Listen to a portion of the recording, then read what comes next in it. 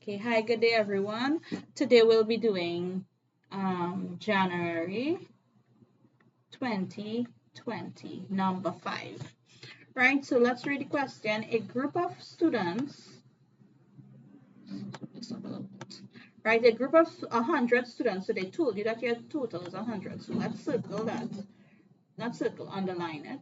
100 students estimated the mass in grams of a seed. The cumulative frequency below shows the result. So they gave you the curve, right, where the cumulative frequency is a number of students and your x-axis is the mass of seed in grams, right? They said using the cumulative frequency curve, determine or estimate the median. Now, please note that median is a middle. So your formula that you're going to do is n divided by 2, where n is your total. They told us the total is 100, so n is equals to 100. So your median would be 100 divided by 2, which is equals to 50. And now we know they said estimate the mass, right? This here that we are dealing with is number of students. So we have to estimate the mass of the seed. So when when your cumulative frequency or when y is 50, we go across on the curve, and when it intersects the curve, we go down. That is right here. Right, and when we look at this, the distance from 0 to 1, right, is 5 spaces, right? So if 5 spaces is equals to 1, then 1 space would be 1 divided by 5. So we know that one little space is 0.2. So from 3 to this little line here is 3.2. So we know that the estimate for the median is 3.2. So using the graph,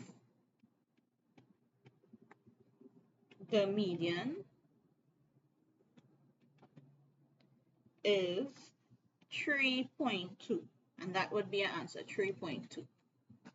Right, now let's go to the second part of the question, the upper quartile. Now your upper quartile is also known as 3/4, right? Or the third quartile. So this is your upper quartile is 3/4 multiplied by a total, right? We also call this Q3, right? Your upper quartile, yeah, is 3/4 the total, which is 3/4 by a total, which is 100. 3/4 of 125, right? So we know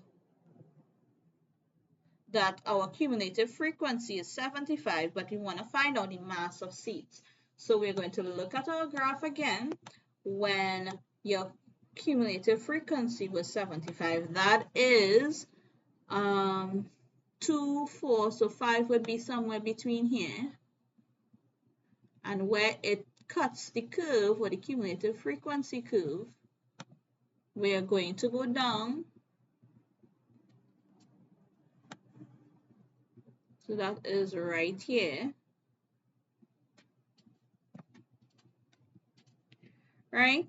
Now, we know from 4 to this first place is 4.2, but this is not quite on your second line. This is in between your second line. So this would be 4.2, 4.3.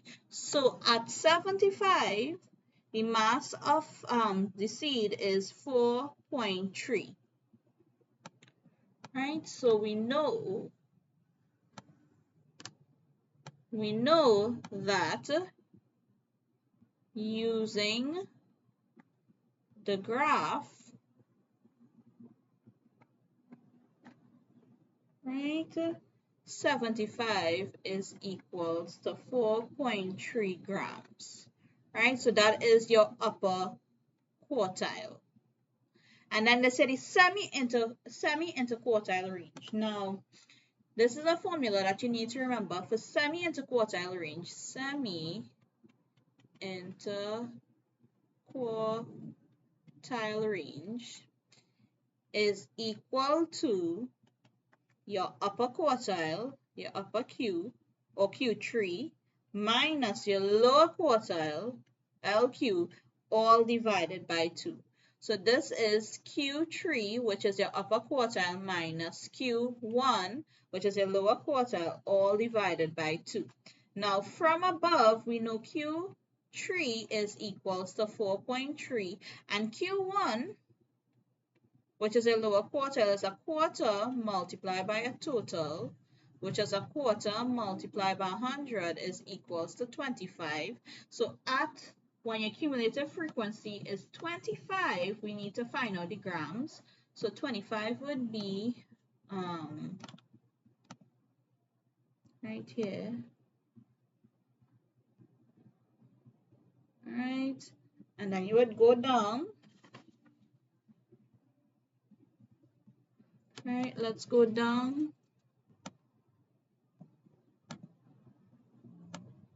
So again, it is not quite on your 0.2, but it is between 0.2 and 0.4. So that would be 2.3. So this here is 2.3. So my lower quartile, not my lower. Yeah, my lower quartile, which is a quarter. So Q1 is equals to 2.3 grams when you use the graph. So now we have our upper quartile, which is 4.3. We have our lower quartile, which is 2.3, all divided by 2. 4.3 minus 2.3 is equals to 2 divided by 2, which is equal to 1. So we know that my semi-interquartile range is 1. Right? And that is how you would do this part of the question. Then we have the fourth part. The number of students who estimate is 2.0 grams or less. 2.8 grams or less. So we are going to look at where 2.8 grams is. So if we look at 2.8, right, we know each one of them is 2.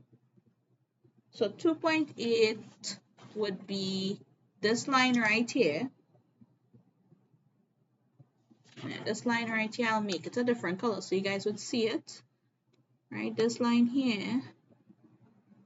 And where it intersects your axis, that is right here. Let's put this in red or something so you guys could see. Right, let's zoom in.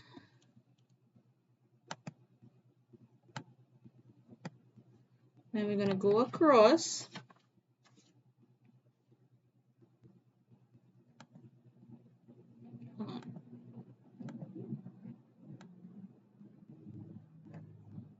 Right there, and we're going to go across from here to here, right?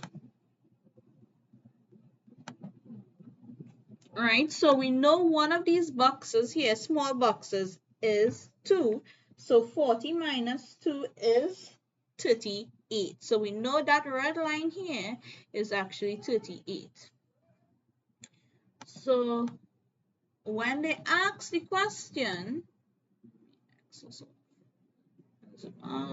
when they ask this question, what is the estimate number of students that is 2.8 grams or less, we know it is 38 students. Right, and that is how we would do part 4. Now let's look at part B. Now they already have the answers, but we'll go through it. Using the cumulative frequency curve on page 18 to complete the frequency below, table below, right? The first thing we're going to do is find out our cumulative frequency, right? Now we have to, for this graph, we have to add our upper class boundary as well as our cumulative frequency. So we're going to add these sections. This first section here is your upper class boundary. So I'm just saying upper CB. And then this one would be a cumulative frequency. So your upper class boundary would be the highest value in that section plus your next section, all divided by 2. So 2 plus 2 divided by 2 is 2. This one would be 4 plus 4 divided by 2 is 4. 6 plus 6 divided by 2 is 6. 8 plus 8 divided by 2 is 8. And, well, this one would be 10, right? Your cumulative frequency would be at these values, where is my cumulative? What is this on the curve? So at 2, let's go up. Right, so you don't need to draw a line. At 2, we're just going to go up and across. That is equal to 20. So we know at 2 is 20. Then the next one was 4. At 4, your cumulative frequency was, we're going to go up, up, up, and then go across. We see it is 1 block away, so that is 68. Right, then at 6, we are going to go up. And we see it is, if we look at where 68, that 6 is, it is not by the first point, but it's in between the second block, right? So it would not be 92, it would be 93, right? So if you go across, it's right here, which would be 93. Then the next one is 8. If you go up on 8, right, this, if you zoom up, it is not quite on your last block, but it is in between your last block. So it would not be, it would be 100 minus 1, which is 99. So 4/8 is 99, and then 4/10 is 100. So if we look at this here, we're going to just fill in the values that I just now called out, right? So we said,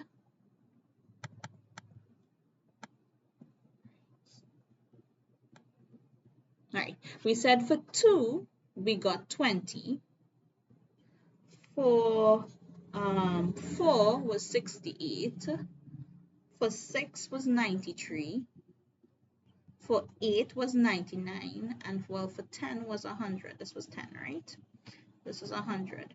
Now, once we have our cumulative frequency, we know that our frequency is the frequency for that term. So if we're looking for this value here, it would be 68, which is the cumulative frequency, minus the previous one. So it would be 68 minus 20 give you 48.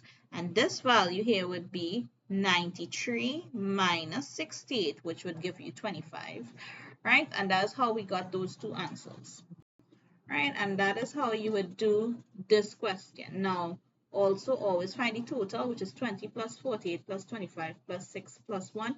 Your addition of your frequencies should always give you, not should, but it always will give you the total number of students in the class. The total is 100. So if you add this up and do not get 100, you need to check back your graph. We add up all of these, we do get 100, so we know that these values are correct. Right, so again, the addition of all your frequency values, not your cumulative frequency, your frequency values should give you the total. And remember, we underline the total, which is 100. So if you add this up again, I'm just reminding you guys, if you add this up again and you do not get 100, you need to check back. One of these values would be off. All right, so you need to check it back. But when we add it up, we get 100, so we know that these are your values. Now let's look at this. A student is given at random, a student chosen at random finds the probability that the student estimated the mass to be greater than 6. So if we look at mass that is greater than 6, that would be 6 and 1. So the number of students that estimated for greater than 6 would be 6 plus 1 is 7. So that's how we got 7 here. And we know that probability, let's put the formula for probability. Probability is your desired, which was 7, divided by a total, which is 100. 100 divided by 7, you can leave it like that, or you can put 0.07, right? And that would be your answer for part 2. Right, yes, so that is the end of January 2020, number 5.